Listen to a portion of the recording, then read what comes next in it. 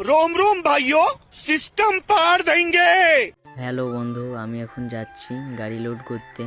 কোথায় যাব চলো তোমাদেরকে দেখাবো। গাড়িটা এখানে ঘুরিয়ে নিয়ে বেরিয়ে যাব।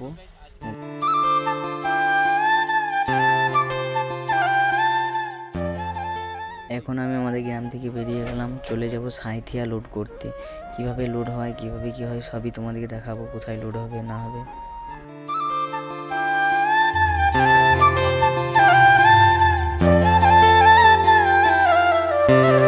তো আমি এখন আমাদের ডেউচা বাস স্ট্যান্ড ঢুকছি, মেন রোড ধরবো। মেন রোড ধরলে একটানে সাঁইথিয়া চলে যাব। তো হ্যালো বন্ধু, আমি এখন চলে এলাম সাঁইথিয়ায় দাঁড়িয়ে আছি।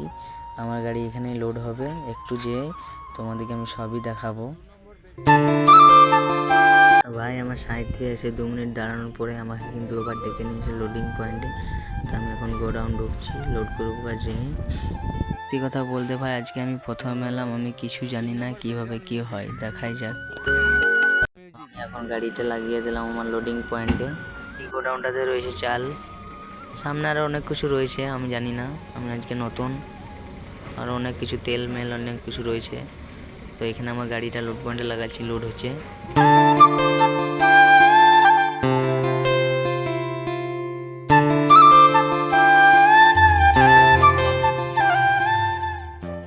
তো সাঁইথিয়া থেকে বেরিয়েই দেখি বাইক, 4 চাকা টোটোর যা চাপ, ভিডিও করা সম্ভব নয়, তাও তোমাদেরকে একটু দেখাইলাম।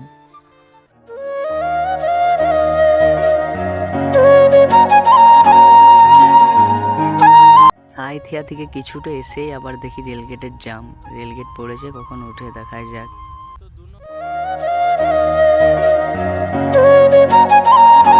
তো বন্ধু, আধ ঘন্টা দাঁড়িয়ে থাকার পরে রেলগেট কিন্তু উঠে গিয়েছে, রেলগেটের জামটা পেরিয়েছি।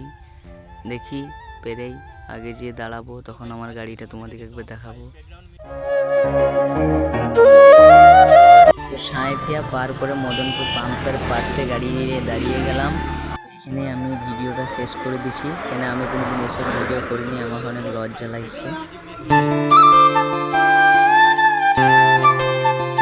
ঠিক আছে বন্ধু, আসি তাহলে, পরের ভিডিওতে আবার দেখা হবে।